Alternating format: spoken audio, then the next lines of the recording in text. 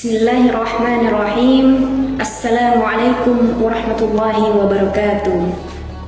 Alhamdulillahilladzi faddala bani adama bil ilmi wal amali ala jamil alam.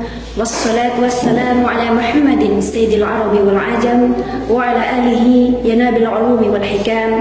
Amma ba'd. Sahabat fillah yang dirahmati Allah Subhanahu wa taala, segala puji dan syukur senantiasa kita panjatkan kehadirat Allah Subhanahu wa taala. Semoga kita termasuk hamba-hamba yang senantiasa bersyukur dengan cara meningkatkan keimanan dan ketakwaan kita kepada Allah Subhanahu wa taala. Salawat serta salam terlimpah curahkan kepada junjungan Nabi besar kita Muhammad sallallahu alaihi wasallam. Semoga kita diakui sebagai umatnya, kelak mendapatkan syafaatnya dan ditakdirkan oleh Allah Subhanahu wa taala bertemu baginda Rasulullah sallallahu alaihi wasallam di surganya. Hadirin yang dirahmati Allah, berbicara tentang Ramadan, tentunya telah kita ketahui bersama bahwasanya bulan Ramadan adalah bulan yang sangat mulia, bulan yang sangat istimewa. Nabi Muhammad sallallahu alaihi wasallam bersabda, "Idza jaa Ramadan, futihat abwabul jannah wa ghuliqat abwabun nar." Apabila bulan Ramadan datang, maka dibukakan pintu surga, ditutupnya pintu neraka, dan dibelenggunya syaitan. Sahabat fillah yang dirahmati Allah Subhanahu wa taala, kenapa kemudian Ramadan ini dikatakan istimewa? Karena di dalamnya terdapat pengampunan yang sangat luar biasa. Karena di dalamnya terdapat pelipat gandaan pahala. Karena di dalamnya terdapat peluang untuk menjauhkan diri dari syaitan. Dan yang terakhir, karena di dalamnya terdapat waktu yang baik siang maupun malam yang mempercepat terkabulnya doa. Dan ini dijamin oleh Allah Subhanahu wa taala dalam surah Al-Baqarah ayat 186. A'udzu billahi minasyaitonir rajim. Bismillahirrahmanirrahim.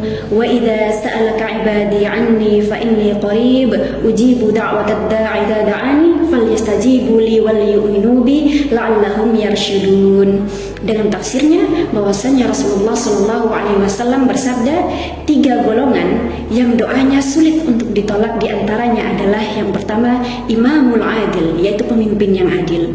Yang kedua adalah orang yang berpuasa sampai dia berbuka, dan yang ketiga adalah orang yang terzalimi.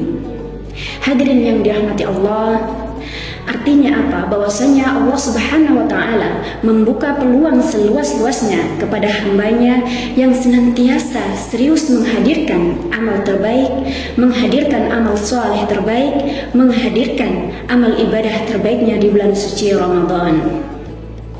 Di antara kemuliaan dan keistimewaan bulan Ramadan, kemudian bulan ini dijuluki dengan bulan Al-Quran atau Syahrul Quran. Allah Subhanahu wa taala berfirman dalam surah Al-Baqarah ayat 185, "Syahr Ramadan alladzi unzila fihi al-Quran hudan lin-nasi wa bayyinatin minal huda wal furqan." Al-ayah, yaitu bulan Ramadan, yaitu bulan di mana di dalamnya diturunkan Al-Quran sebagai petunjuk dan juga pedoman bagi umat manusia, dan juga sebagai pembeda antara hak dan yang batil. Hadirin yang dimuliakan Allah, saking mulianya bulan Ramadan, kemudian Allah berkahi dengan turunnya Al-Quran dan melipat gandakan pahala. Artinya apa? Ini menjadikan kita agar senantiasa mendekatkan diri kepada Allah, meningkatkan interaksi kita dengan Al-Quran. Karena sejatinya Al-Quran bukan hanya sekedar bacaan, melainkan juga sebagai pembeda, petunjuk, pedoman kehidupan kita sehari-hari. Sahabat fillah yang dirahmati Allah Subhanahu wa taala, seseorang yang mendekatkan diri dengan Al-Quran maka akan menjadikan hidupnya mulia. Karena apapun dan siapapun yang berkaitan dengan Al-Quran maka akan menjadi mulia. Bulan di mana bulan ini diturunkannya Al-Quran maka kemudian menjadi bulan yang paling mulia, yaitu bulan Ramadan. Malam di mana malam ini malam diturunkannya Al-Quran maka kemudian menjadi malam yang sangat mulia, bahkan kemuliaannya melebihi dari 1000 bulan, yaitu malam Lailatul Qadar. Sahabat fillah yang dirahmati Allah Subhanahu wa taala, marilah kita senantiasa meningkatkan intensitas kedekatan kita dengan Allah Subhanahu wa taala dengan cara meningkatkan interaksi kita dengan Al-Qur'an. Pertanyaannya adalah bagaimana cara kita berinteraksi dengan Al-Qur'an? Yang pertama adalah sami'a yasma'u, mendengarkan Al-Qur'an. Marilah kita lembutkan hati kita hidupkan jiwa kita dengan senantiasa mendengarkan lantunan ayat suci Al-Qur'an. Nabi Muhammad SAW meminta para sahabatnya untuk membacakan Al-Quran, kemudian beliau menyimaknya. Sungguh orang yang mendengarkan bacaan Al-Quran dan menyimaknya, maka bacaan tersebut akan menjadi rahmat dalam hidupnya. Yang kedua adalah qara'a yaqra'u qira'atan, yaitu membaca. Nabi Muhammad SAW bersabda, satu huruf di dalam Al-Quran memiliki 10 pahala kebaikan. Tidaklah saya mengatakan alif lam mim itu adalah satu huruf, melainkan alif lam mim itu adalah 3 huruf, yang mana di setiap hurufnya memiliki 10 pahala kebaikan. Baik, bacalah Al-Quran, karena sesungguhnya Al-Quran ini akan menunjukkan seberapa besar syafaat kita, seberapa besar syafaat yang akan kita dapat di hari kiamat kelak. Nabi Muhammad SAW bersabda, Iqra'ul Qur'ana fa innahu ya'ti yawmal qiyamah syafi'an li ashabihi. Baik, yang ketiga adalah tilawah. Tala yatlu tilawah. Tilawah secara etimologi merupakan masdar yang memiliki arti mengikuti dan merupakan padanan dari kata qira'ah.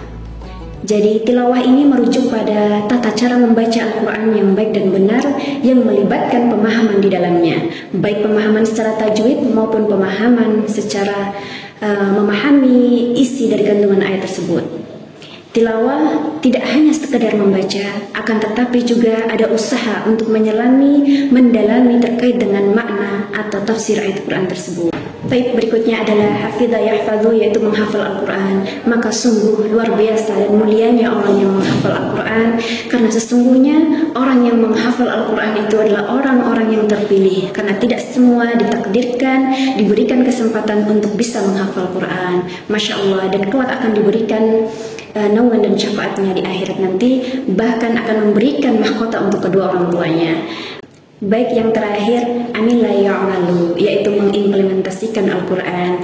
Jika kita sudah berada di tahap ini, maka sesungguhnya mengimplementasikan Al-Quran ini adalah tingkatan tertinggi. Dan barang siapa yang sudah mengimplementasikan ayat-ayat suci Al-Quran, maka sesungguhnya dia telah dekat dengan yang namanya kemuliaan.